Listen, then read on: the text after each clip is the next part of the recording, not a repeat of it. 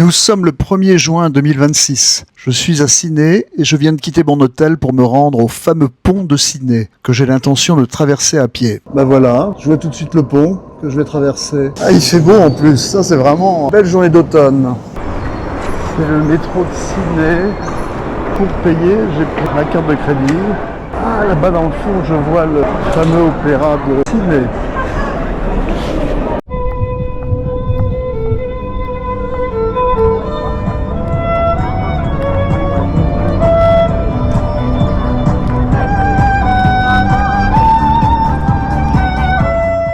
Ce bateau dessert plusieurs arrêts dans la baie. Vous pouvez descendre et remonter à bord à votre guise.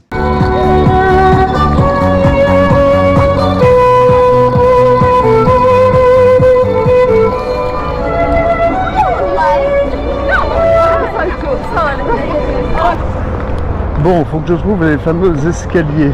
Et une jeune femme m'a indiqué où aller. Vraiment génial.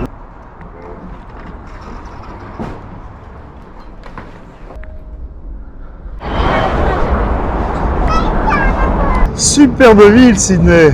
Quand j'étais venu la première fois, ça me rappelait San Francisco, mais je l'avais déjà trouvé beaucoup plus belle. Plus clean aussi. Hein. Et là, on est 1er juin, c'est vraiment l'automne. Les saisons sont inversées. Donc de là, je me retourne.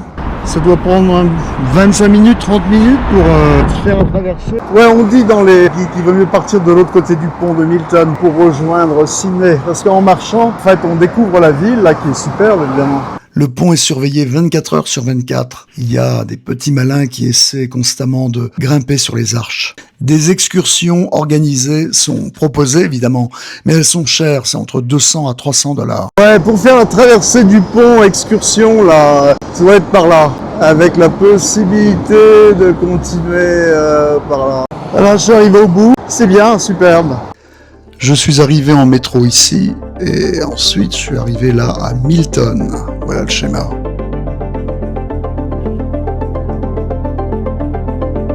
C'est à hauteur de Milton, enfin c'est le nom de la station de bus ou de train. Là, on a une très très belle vue également du pont.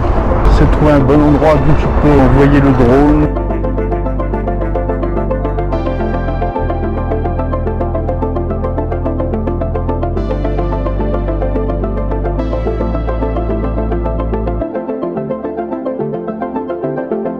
Incroyable, hein, il retrouve bien la fameuse cible là que j'ai installée pour lui.